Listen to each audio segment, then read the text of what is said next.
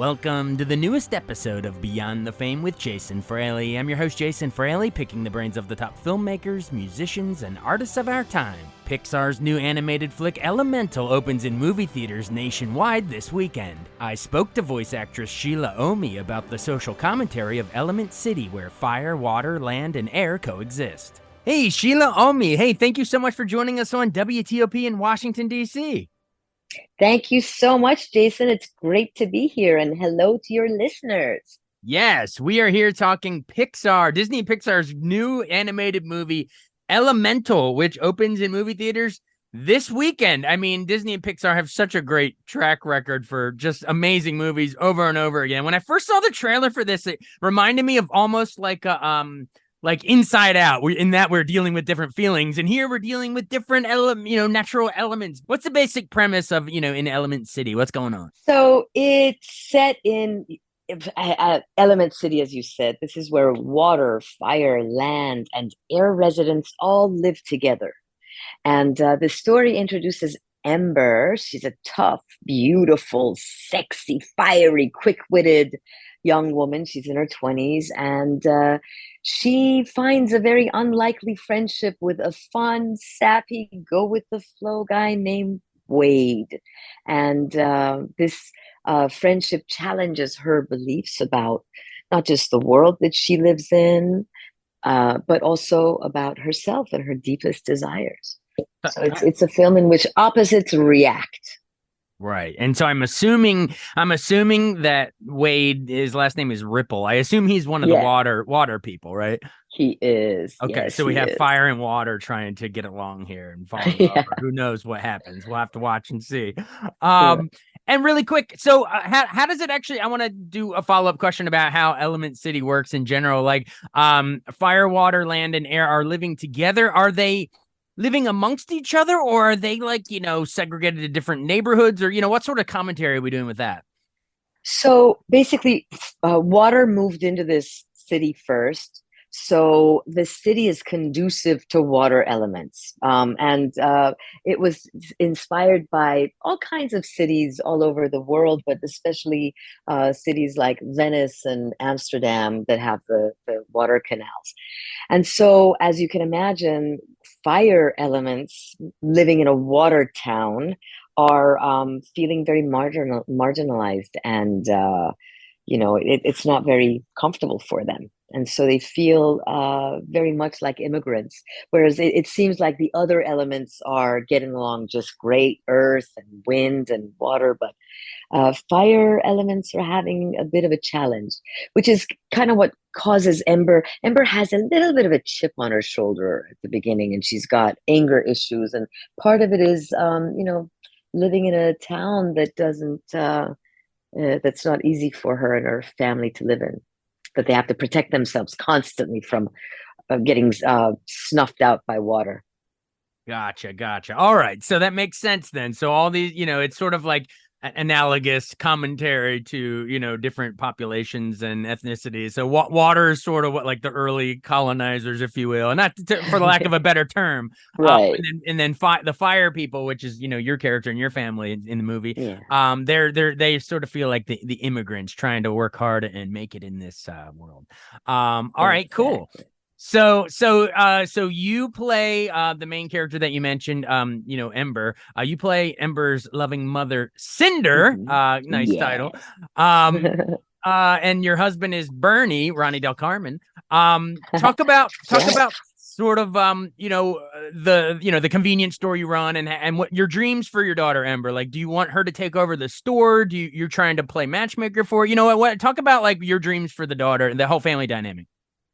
So this is a little bit of a love story between a father and a daughter, because they just are so connected to each other. And it's my husband Bernie, so I play Cinder, as you said, and Ronnie Del Carmen plays Bernie. And Bernie really wants Ember to grow up and to take over the store that we've created in Firetown. And Ember, being a child of immigrants, has a lot of guilt, and she's very keenly aware of the sacrifices that her mom and dad made to give her a better life. So she really wants to make her dad proud, and to the point of living in a way that might not be the best for her, but as long as it makes him happy, she's happy to do it. Which really speaks to our stories as immigrants and the children of immigrants. This story actually was written, as you know, and created, directed, and co-written by Peter's son, and it speaks to his experience as the child of Korean immigrants. And it was such an honor for me that he asked me to play the part of Cinder, because Cinder to Peter represents his mom in a lot of ways. So that was very special. Awesome. Yeah. So you're sort of talking about how the filmmaker, the creator, is basing it sort of on his immigrant experience, from Korea. Obviously Ronnie Del Carmen, was born in the Philippines, and then you were Iranian American. You were born in Tehran, Mm-hmm. right? Mm-hmm. Yes, I So was. lots of real life immigrant experiences to pull from, and that can only help boost the movie's credibility and feel authentic. So yes, Mm-hmm. speak to sort of how your own story. You were born in Tehran, but was it you came over to America, LA, after the Iranian Revolution of '79? Mm-hmm, like so many others. But we were so fortunate that we just happened to be in LA visiting my sister, who was going to USC here at the time. Oh. And the revolution broke out in Iran. And unfortunately, my dad was on an execution list when the new government took over. Well, why was And that? Why was that?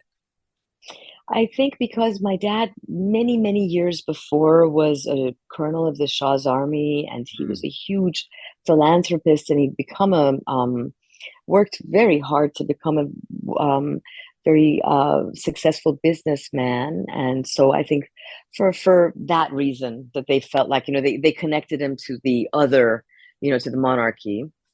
Even though he was very, actually, in his beliefs, he was kind of leftist, even though he was a very successful capitalist, but he was quite a socialist in his beliefs and really took care of his employees very well. I mean, I have so many stories to tell you, but Construction we don't have company. the It was a time. construction company he ran, right? It was a construction company, Yeah. yeah, Yeah. yeah. That's what my father does. So No yeah. way. Yeah. So the construction company, with more left leaning beliefs, your dad, you said, but just because it was during the other regime, he got kind of tied in, connected with that fairly or unfairly. So you guys Yeah. decided to just move here. I mean, my dad was definitely a capitalist, but Yeah. his left-leaning beliefs were as far as being good, taking care of people who Right. can't take care Yeah. of themselves in that way. So, Yeah. social, look out and be my brother's keeper kind of deal. Yeah, exactly. And I There was think actually one of everybody the can agree with that. Come on. I don't care what side of the aisle you're absolutely. on. Yeah, I Um, agree. Well, that's great. And I know you appeared in movies like Charlie Wilson's War and TV series more recently like Little America and Tehran. I guess both of those are Mm-hmm. on Apple TV Plus. So, yeah, Mm-hmm. talk about just, how exciting. I mean, I feel like your career, I don't want to say it's really taking off. You've been doing it for a while, but like in recent years, at least, Little America, Tehran, and now Elemental, like you're kind of on a roll. That's got to be exciting. Oh my God, I am just how excited am I to be, I mean, certainly with Elemental, to be working with these icons who've created some of the most impactful moments on screen. I just have to pinch myself every day. And of course, as you mentioned, Tehran season 3 is going to be coming out. I can't give you a date because I don't know. We don't know.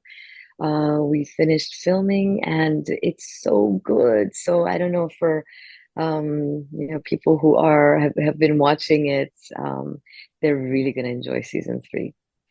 Awesome. And of course, It's we mentioned Ronnie Del Carmen plays, your husband in the movie. mm-hmm, But a mm-hmm. lot of people, animation fans, will remember that name, not on screen, but like behind, off screen, like a Absolutely. story. What was like at He's a least I don't. storyboard artist. Yeah, Yeah, storyboard he's an artist.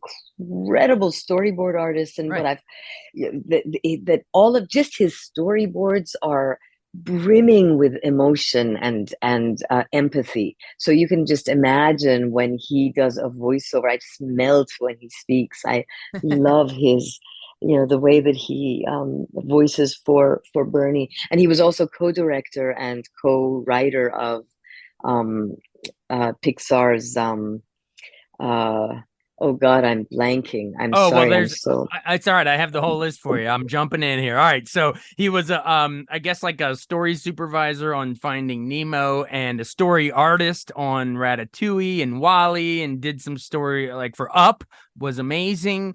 I think Yeah, the contributed a last little of the one. story to Inside Out, did some storyboard. Inside Out. No, no, he was doing a co-director and co-writer of Inside Out. Yeah, which was an amazing movie. Yeah, Amazing movie. I yeah, think he even contributed amazing. stuff to like Coco and Incredibles 2 and Toy Story Right. 4 and Yeah. Soul, and So like pretty basically much it's like everything has had a in the hand in. past 20 years, if you've Yeah, seen a Pixar film, you've seen the work of Ronnie Del Carmen and the work of Peter Sohn, both of exactly. them, these wizards Yeah.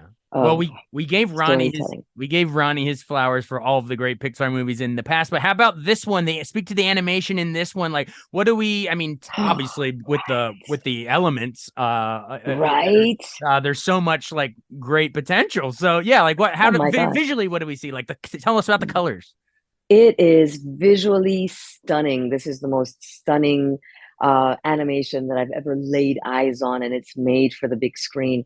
So, to imagine that when you're talking about elements, like for instance, a fire element, you're not talking about a piece of wood on fire. You're talking about a fire being. So, a fire being emits light and is moving all the time and is translucent and transparent in certain parts. And when a fire being is next to a water being that is already so difficult to animate, but the fire is it's shedding light on the water being, so the water being is kind of reflecting some of the light off the fire. It is so beautiful and visually stunning. And then the music by Thomas Newman. I mean, it really feels like you are on a journey. It's an experience. It's really beautiful and Oh, stunning. and Thomas Newman has done some of the most beautiful scores of all Mm, time, from right. Shawshank Redemption to the rest.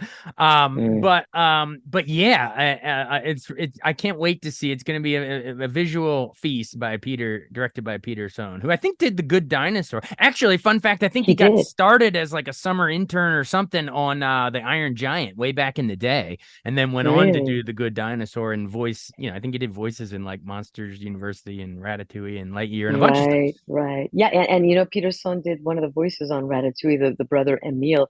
And also it's a beautiful collaboration. The Good Dinosaur was with Peter Sohn and Denise Ream, the producer, and these two are just amazing together, what they create. So reunited this time. Yes, they Um, are. well, we dish a little bit on more of your other co-stars. Who is our Ember? Who voices the lead? Oh, Leah Lewis, who is so beautiful, but her voice, this woodsy, raspy, it goes high and it goes low, and it just melts my heart to hear this woman's voice. I've never heard such a beautiful voice. And she's also a singer-songwriter as well as um, uh, an actress. But her voice, also the gentleman who plays Wade, Mamadou Ate. Oh my God, Wade is he's a character that's so compassionate and so loving and just sees the best in all of humanity. And Mamadou is not only beautiful on the eyes, but he's got this voice that just that is Yes. that compassion, empathy, fun, loving. It's great. And of course, Ronnie Del Carmen. We talked about Catherine O'Hara. What? Played How? Wade's What is mother, happening to right? me? Yes, yes. Wade's mother and Wendy McLendon Covey. Oh, what a fun voice. Toot toot. Yes, from the Goldbergs. People like there's so Yes. many. Yeah, if you want to see, the mom from the Goldbergs and the mom from Schitt's Creek, put them all together in Elemental. This cast is Yeah. stacked. Yes, yes. Awesome. Well, So much fun. I have more than enough to work with. What else? Is there anything else we want to add before we hop off here? What is there anything we haven't covered yet? Yes, yes, I would like to say to your listeners in Fireish, which is the language we speak, we fire people on elementals. Ishikas hus, which means I love you. And hopefully everyone will love the movie as well. Again, it's called Elemental. It hits movie theaters this weekend, the latest by Disney and Pixar. The great track record. Let's keep it going with this one. Hey, thank you so much for joining us. This was fun. Thank you so much. So much fun, Jason. Have a great day. You too. Talk to you later. Bye. Bye-bye. Thanks so much for joining us on Beyond the Fame with Jason Fraley. Remember to hit the subscribe button and give us a 5-star rating if you like what you hear. We'll see you next time.